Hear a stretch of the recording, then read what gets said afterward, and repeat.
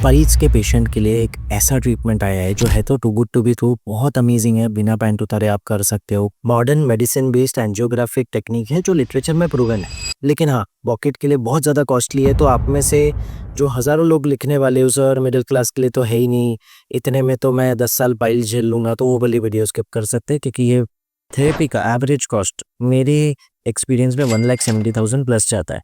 अब आते हैं कि ये थेरेपी क्या है और पाइल्स, थोड़ा उसके पहले पाइल्स समझते हैं। देखो, पाइल्स यानी कि इंटरनल हेमरॉइड्स एक एंडोवास्कुलर कुशंस है, यानी कि कुछ खून की नसों के गुच्छे हैं जो एनस में लैट्रिन के रास्ते में कुदरती होता है। जब हमारे खाने में फाइबर कम हो, पानी कम हो, अनडाइजेस्टेड फूड ज़्यादा हो जाए, कॉन्स्टिपेशन रहे, टॉयलेट में एक्चुअली हम फ़ोन ले लेके ज़्यादा देर बैठ रहे हैं और स्ट्रेन कर रहे हैं बार बार, तब पाइल्स बनने की संभावना बढ़ जाती है, क्योंकि ये कुशंस धीरे धीरे इनमें खून जमा होता है और ये प्रोलैप्स होने लगते हैं, बाहर आने लगते हैं हर लड़के के सब। थर्ड ग्रेड में इतने बढ़ जाता है कि पेन, ब्लीडिंग, इचिंग ये सब तो होता है, लेकिन वो प्रोलैप्स हो जाते हैं, यानी कि वो बाहर आने लगते हैं और हर बार कभी कभी उन्हें उंगली से अंदर वापस पुश करना पड़ता है तो ही अंदर जाता है। फोर्थ ग्रेड में ऑफकोर्स अंदर वापस नहीं जाते, आप पुश भी करो तो वापस लटक जाएंगे, वापस अंदर जाएंगे रे, तो वो दिक्कत वाली बात है। उसके पहले ही इसको सीरियसली लेना है, ट्रीट करना है। अब इसका ट्रेडिशनल तरीका है ट्रीटमेंट का, अर्ली ग्रेड 1 या 2 अगर डिटेक्ट हुआ है तो ट्रीटमेंट है डाइट चेंजेस, खाने में पानी बढ़ाओ, इनसोल्युबल फाइबर बढ़ाओ। फाइबर कैसे बढ़ा सकते हैं, स्क्रीन पे दिखा रहा हूँ क्या क्या खाने के पदार्थों में ज़्यादा फाइबर है। एक एडल्ट को 30 से 40 ग्राम फाइबर कम से कम लेना चाहिए दिन में।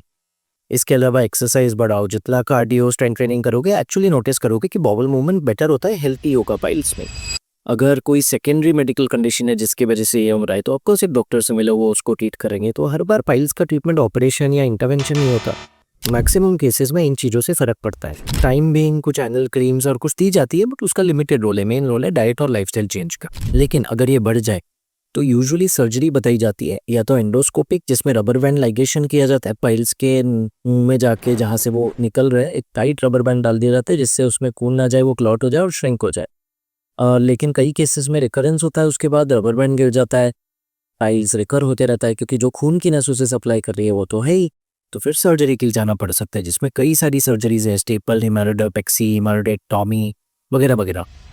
लेकिन जब सर्जन्स को ये बात समझ आई कि पाइल्स को जब तक ब्लड मिलता रहेगा वो सूजते रहेंगे, रिकरेंस भी इसलिए शायद बार बार हो रहा है, पाइल्स निकलने के बाद भी ब्लड फ्लो इंक्रीज दी जाता है हेमरॉइड आर्टरीज में जो नसें पाइल्स को सप्लाई कभी है, उन्हें ये रियलाइज हुआ कि ये नसों को अगर बंद करेंगे तो रिकरेंस चांसेस कम हो जाएंगे और शायद पाइल्स भी कुदरती श्रिंक हो जाए। तब technique I Doppler guided haemorrhoid artery ligation, यानी कि लैट्रिन के रास्ते ही एक कलर सोनोग्राफी ले जाओ, वो नसों को पहचानो जो ये पाइल्स में जा रही है और इनको ब्लड दे रही है, और उनको लाइगेट कर दो, बांध दो टाइट सूचक से। जैसे वो नसों को बांधोगे पाइल्स को खून नहीं मिलेगा, वो श्रिंक हो जाएगा धीरे धीरे क्लॉट होकर समय के साथ, और रिकरेंस के चांसेस भी कम हो जाएंगे क्योंकि आपने मेन नस को बांध दिया। रिजल्ट्स भी बहुत अच्छे थे, साइड इफेक्ट्स कम थे, मॉर्बिडिटी या पोस्ट ऑपरेटिव जो एम्बेरसमेंट होता था, पेन होता था, वो कम होता था क्योंकि आपने सिर्फ जाके टाके बांधे होता था। लेकिन था लैट्रिन के रास्ते ही टाके लद रहे, टाइट लद रहे मेकोजा में, तो दिक्कत तो होती थी।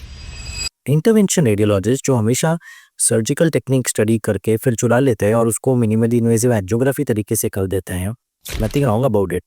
उन्होंने कहा कि हम यही चीज एंजियोग्राफी से जाके अंदर से कर देते हैं। आप बाहर से जाके वो नस को बांध रहे हो ना, हम हथेली से छोटी सी तार ले जाएंगे वो नस में जो हिमोरॉइड को सप्लाई कर रही है, हिमोरॉइडल आर्टरी, और उसको अंदर से लाइगेट कर लेंगे, अंदर से उसमें पार्टिकल्स या कॉइल या ग्लू या कुछ भी डाल के उसको अंदर से बंद कर देंगे, जिससे वो पूरी तरह उसका सप्लाई बंद हो जाए पाइल्स को और पाइल्स श्रिंक हो जाए।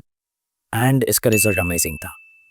इसी से इजाज हुआ हमारे थेरेपी का, जिसको कहते हैं हेमरॉइडल आर्टरी एम्बोलाइजेशन, HAL।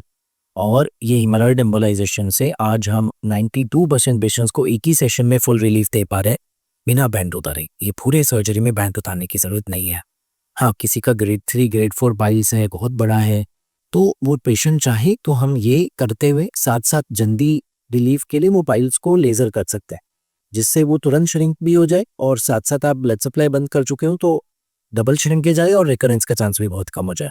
उसमें शायद पैंट उतारनी पड़े, बट अदरवाइज मैक्सिमम केसेस में वो भी जरूरत नहीं। क्या ये परमानेंट है? जी हाँ, ये परमानेंट है।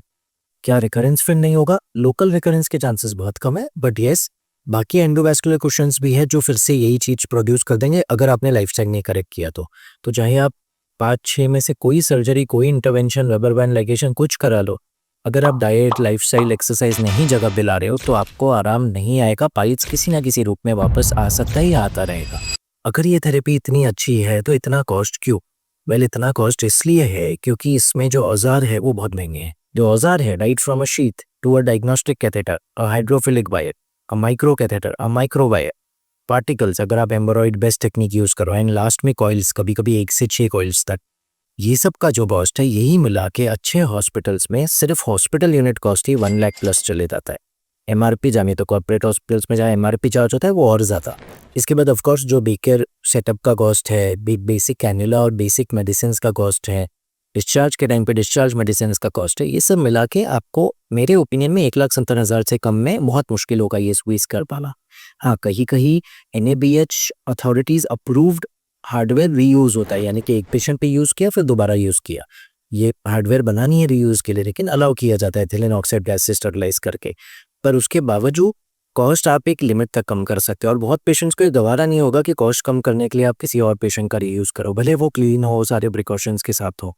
तो इसलिए देखो कॉस्ट में तो इसमें मैं आपकी बहुत ज़्यादा हेल्प नहीं कर पाऊँगा, आप एक्सप्लोर कर सकते हो कि अगर यही सेम टेक्नीक किसी गवर्नमेंट हॉस्पिटल में या जहाँ रीयूज़ होता है हार्डवेयर वहाँ कम कॉस्ट में हो जाए। बट कॉस्ट मोटा-मोटा अगर जैसे मुझे किसी का करना है तो मेरे हिसाब से जनरल वार्ड में भी करूँ तो 1,70,000 के नीचे तो नहीं जा रहे हैं। लेकिन अगर कोई अफोर्डिंग है या किसी के पास मेडिक्लेम है और उसे चिंता नहीं है ये सब की, वो भी वो मेडिक्लेम में कैशलेस प्री अप्रूवल कराने के बाद ही ये करा रहा है। तो ये बहुत ही रिवॉल्यूशनरी और अच्छा टेक्निक है। लेकिन अगर आपको लगता है कि ये जो बेनिफिट्स हैं कि ओपीडी बेसिस पे हो जाएगा, बिना बेहोशी के हो जाएगा, लोकल एनेस्थीसिया से 3 घंटे में आप घर जा सकते हो, सब कुछ एक हथेली में इंजेक्शन से, जिसके बाद एक ब्रेसलेट लगाए 3 घंटे में निकाला और आप घर चले गए। स्कारलेस है, कोई हॉस्पिटल स्टे नहीं है, अगले दिन आप जॉब ज्वाइन कर सकते हो। कॉम्प्लिकेशंस, पेन, साइड इफ़ेक्ट्स ना के बराबर है, ब्लीडिंग बंद हो जाएगा, तो फिर आप कंसिडर कर सकते हो। देखो, कभी भी कोई भी इंटरवेंशन एडवांस्ड है, उसका कॉस्ट रहेगा, उसमें हम कुछ नहीं कर सकते। लेकिन हाँ, जिसको लगता है ठीक है भाई, अब जो है वो है, लेकिन मैं कराना चाहता हूँ क्योंकि मुझे बहुत लुक्रेटिव लग रहा है ये कि साइंटिफिक टेक्निक जो हथेली से जाके मिनिमली इन्वेसिव तरीके से होता है, उसके लिए ये वीडियो है। एंड अगर आपको लगता है कोई और ऐसा है आपके पहचान में जिसको ये वीडियो काम आए, तो उनसे ये वीडियो ज़रूर शेयर करें, शायद उनकी हेल्प हो और वो आपको बहुत दुआ दे कि बिना सर्जरी के उनका ट्रीट हो गया।